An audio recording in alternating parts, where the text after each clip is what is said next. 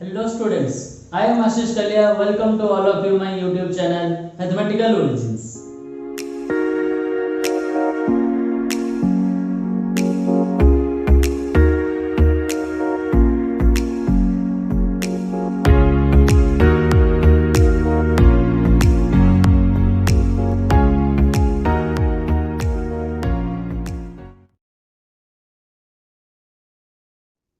So students, in today's video we are going to discuss about type of matrices. We have already discussed what is a matrix, what's its order. Okay. In today's video we are going to discuss types of matrices. मतलब कौन कौन से type का matrix present है. ठीक है.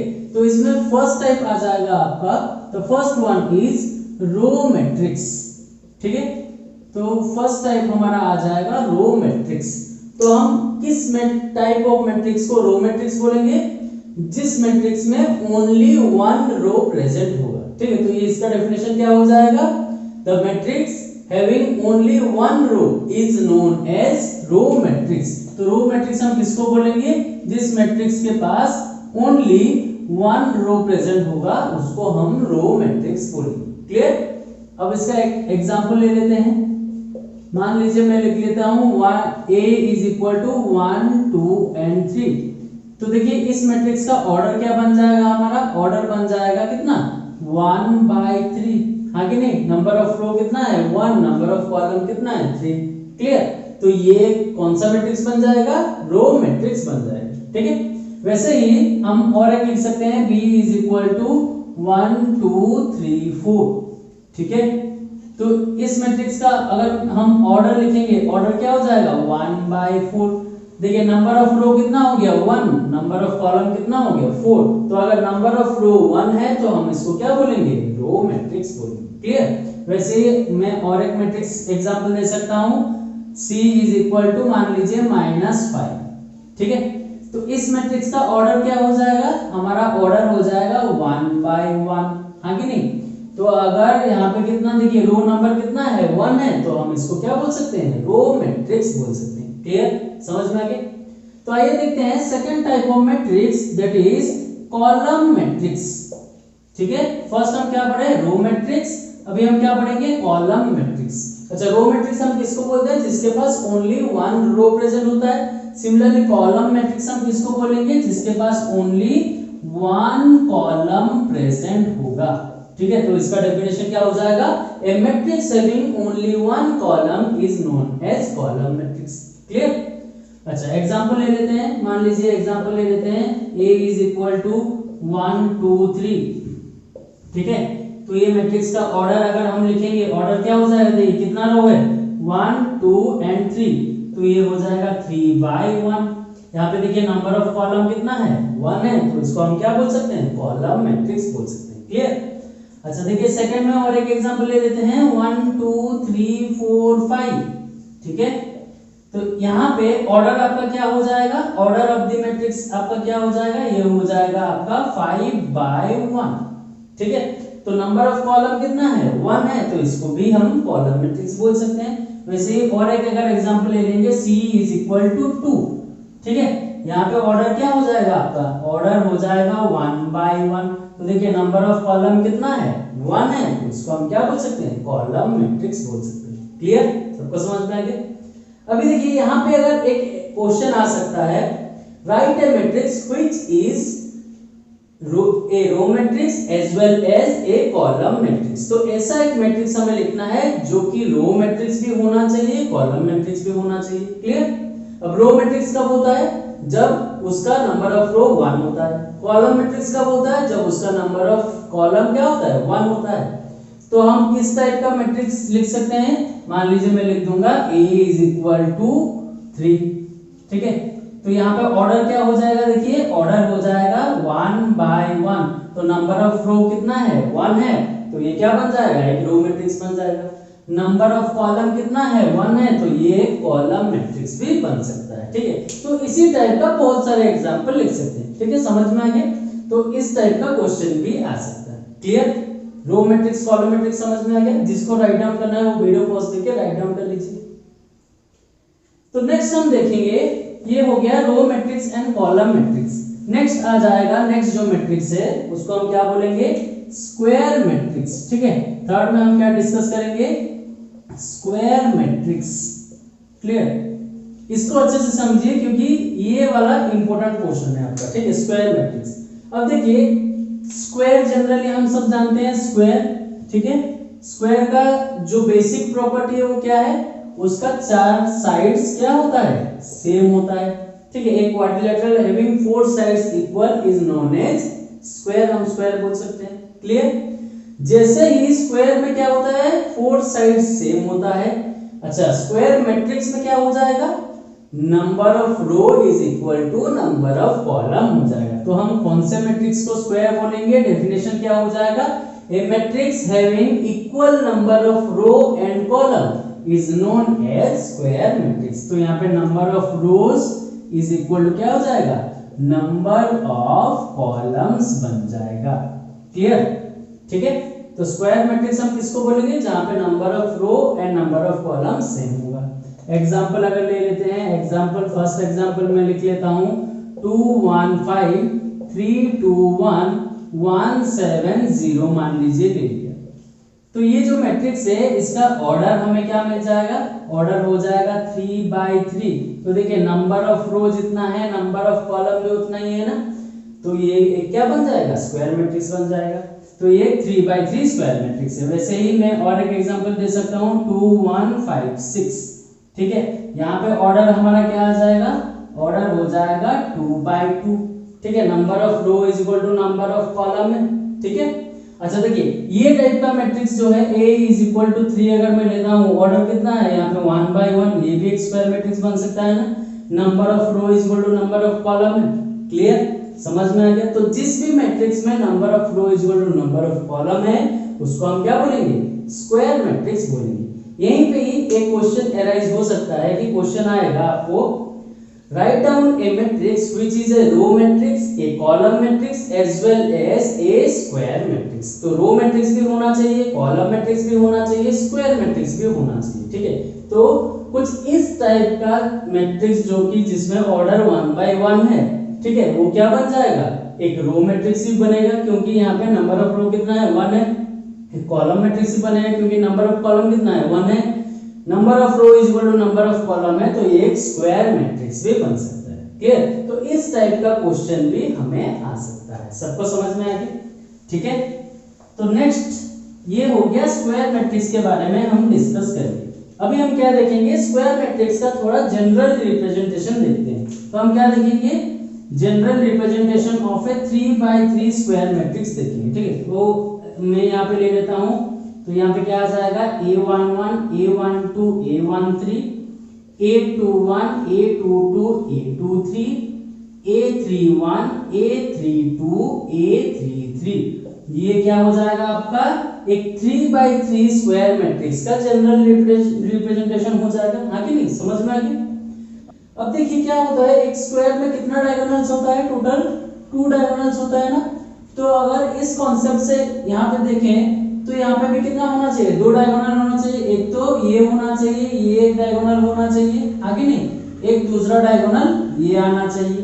Clear, 2 diagonal होना चाहिए। लेकिन हमेशा याद रखिए स्क्वायर मैट्रिक्स के केस में ओनली 1 डायगोनल होता है। ठीक है, तो कौन सा डायगोनल हो जाएगा, ये जो डायगोनल है ये आ जाएगा आपको। ठीक है, तो स्क्वायर मैट्रिक्स के केस में कितना डायगोनल होता है, 1 डायगोनल, जिसको हम क्या बोलते हैं, प्रिंसिपल डायगोनल बोलते हैं, प्रिंसिपल डायगोनल बोलते हैं। ठीक है, और उसका और एक नाम क्या है, और एक नाम है लीडिंग डायगोनल।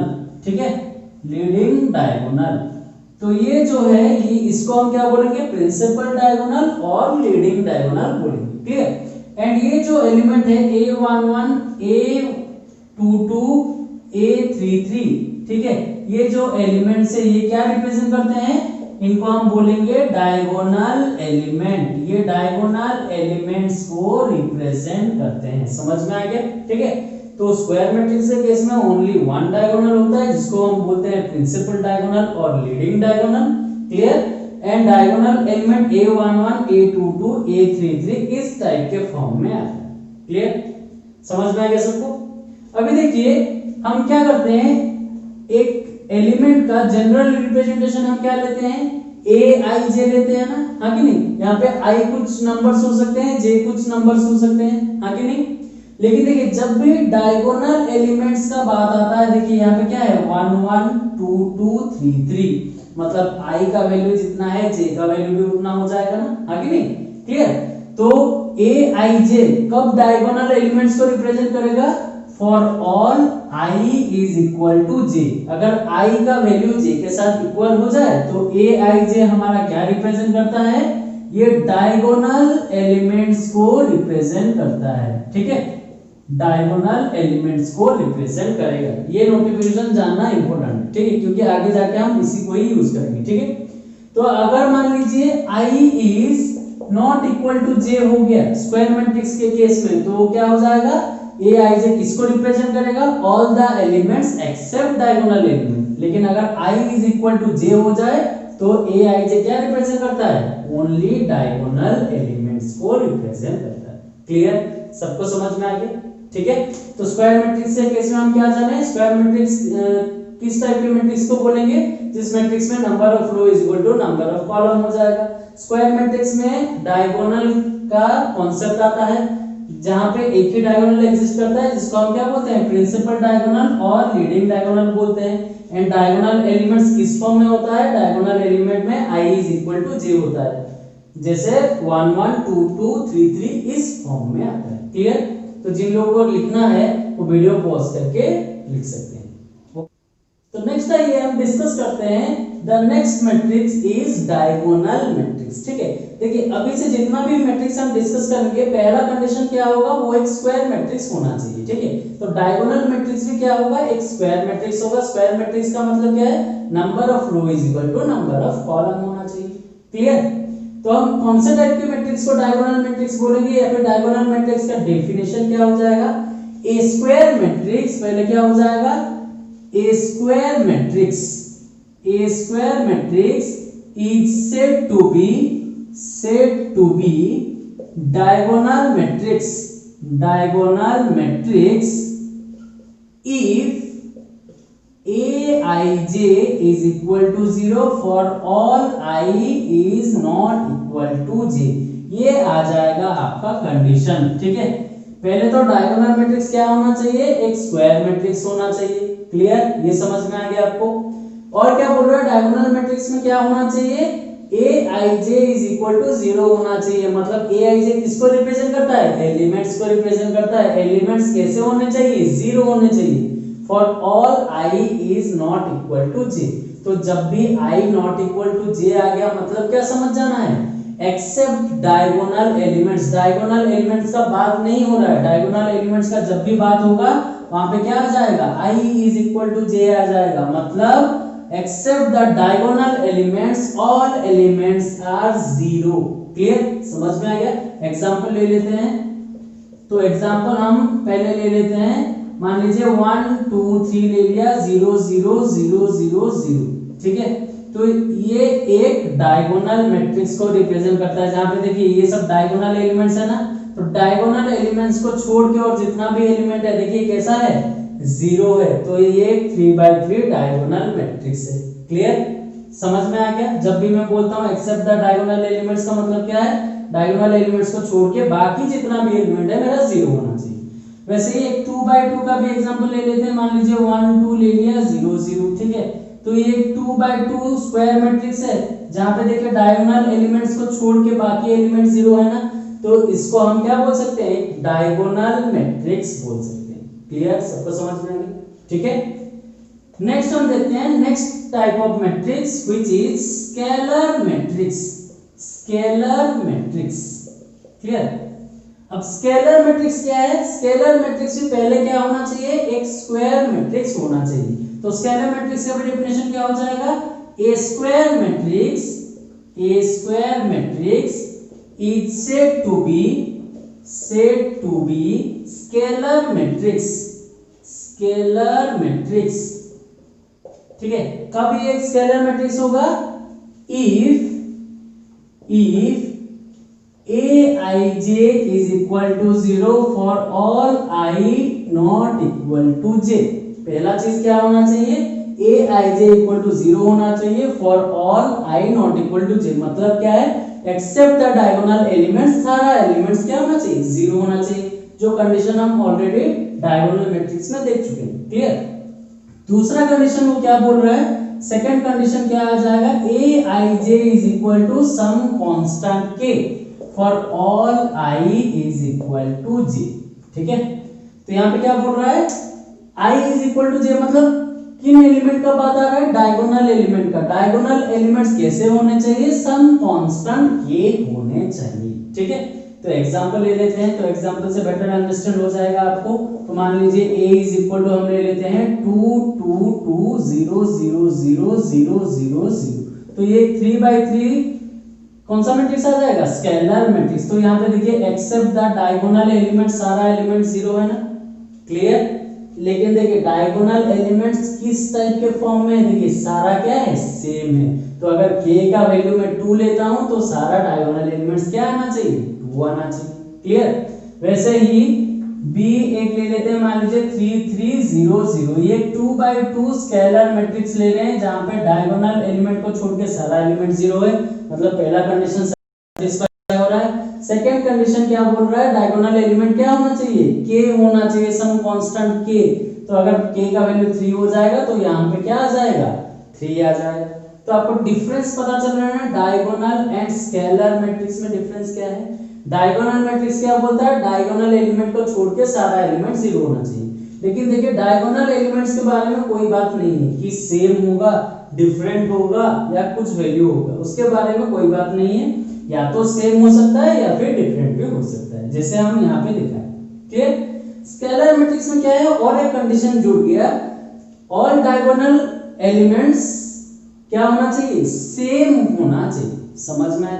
तो अगर यहीं पे मान लीजिए क्वेश्चन हमें पूछ लेगा कि all diagonal matrix are scalar matrix, true होगा या फॉल्स होगा, थोड़ा सोचिए क्या हो जाएगा, ये स्टेटमेंट फॉल्स हो जाएगा। क्यों, क्योंकि all diagonal matrix scalar matrix नहीं हो सकता है, क्योंकि डायगोनल मैट्रिक्स में क्या है, डायगोनल एलिमेंट डिफरेंट हो सकता है। ठीक है, लेकिन वहीं पे अगर स्टेटमेंट आ जाएगा all scalar matrix are diagonal matrix, हो सकता है कि नहीं, हो सकता है, क्योंकि डायगोनल का मिनिमम कंडीशन क्या है, डायगोनल को छोड़ के सारा एलिमेंट 0 होना चाहिए, जो कि स्केलर मैट्रिक्स में भी पूरा है। ठीक है, तो all scalar matrix are diagonal matrix but the converse is not always true.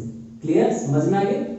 तो नेक्स्ट, इसके बाद हम नेक्स्ट मैट्रिक्स के तरफ जाते हैं। नेक्स्ट मैट्रिक्स हमारा क्या है, 6th में हो जाएगा आइडेंटिटी मैट्रिक्स। आइडेंटिटी मैट्रिक्स और यूनिट मैट्रिक्स। ठीक है, इसको हम क्या बोलते हैं, आइडेंटिटी मैट्रिक्स और यूनिट मैट्रिक्स। देखिए ये एक इंपॉर्टेंट मैट्रिक्स है। ठीक है, क्योंकि आगे जब हम क्वेश्चन सॉल्व करेंगे तो आइडेंटिटी मैट्रिक्स बहुत काम में आने वाला है। ठीक है, तो आइडेंटिटी मैट्रिक्स किसको बोलेंगे, पहला कंडीशन तो वही रहेगा कि ये एक स्क्वायर मैट्रिक्स होना चाहिए। तो फर्स्ट कंडीशन हमारा आ जाएगा a square matrix, a square matrix is said to be identity matrix, identity matrix और यूनिट मैट्रिक्स।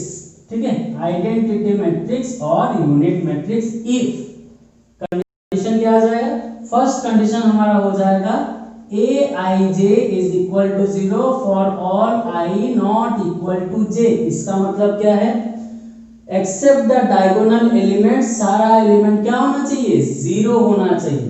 सेकेंड कंडीशन हमारा क्या आ जाएगा, a i j is equal to 1 for all i equal to जे।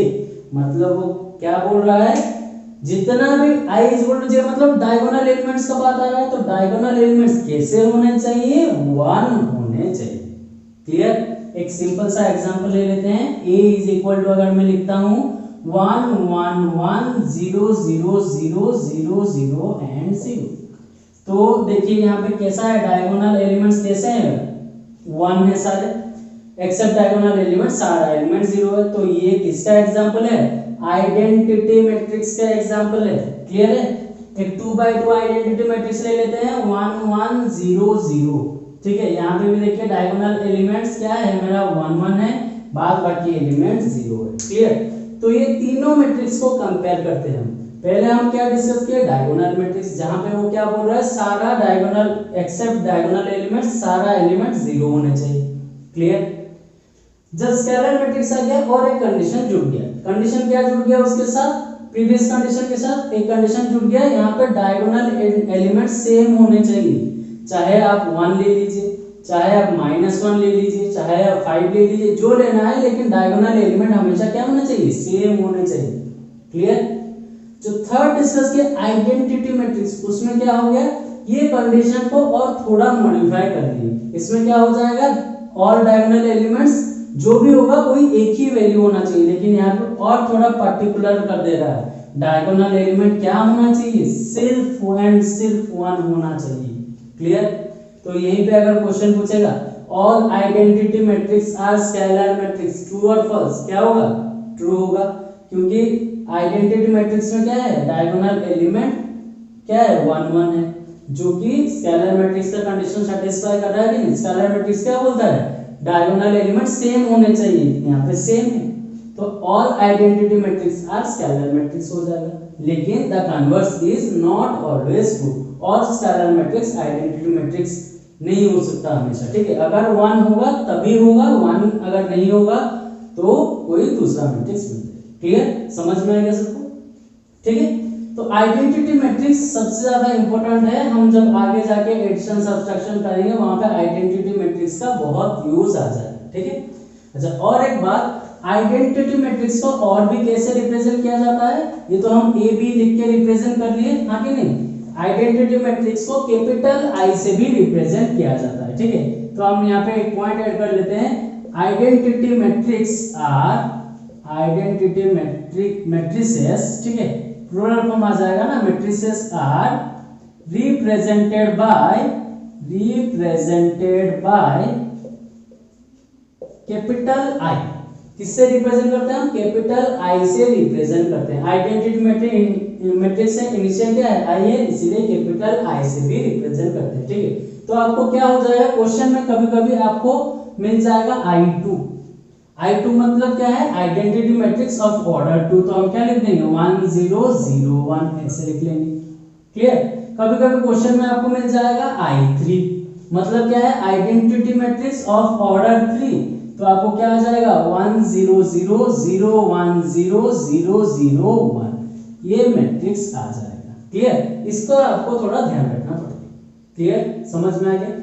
जिन लोगों को लिखना है वो वीडियो पॉज करके राइट डाउन कर सकते हैं। तो आज का वीडियो हम यहीं तक रखते हैं, और जो बाकी हमारा टाइप्स ऑफ मैट्रिसेस है वो हम नेक्स्ट वीडियो में डिस्कस करेंगे। अगर ये वीडियो आपको पसंद आया है तो प्लीज लाइक दिस वीडियो। अगर इस वीडियो से रिलेटेड कोई भी आपको डाउट है तो आप कमेंट सेक्शन में कमेंट कर सकते हैं, या फिर मेरा ईमेल आईडी में आप मैसेज कर सकते हैं। ईमेल आईडी डिस्क्रिप्शन बॉक्स में गिवन रहेगा। क्लियर। तो अगर ये वीडियो आपको पसंद आया तो like this video, share this video with your friends, and जो लोग चैनल को नए देख रहे हैं please subscribe to my channel. Thank you.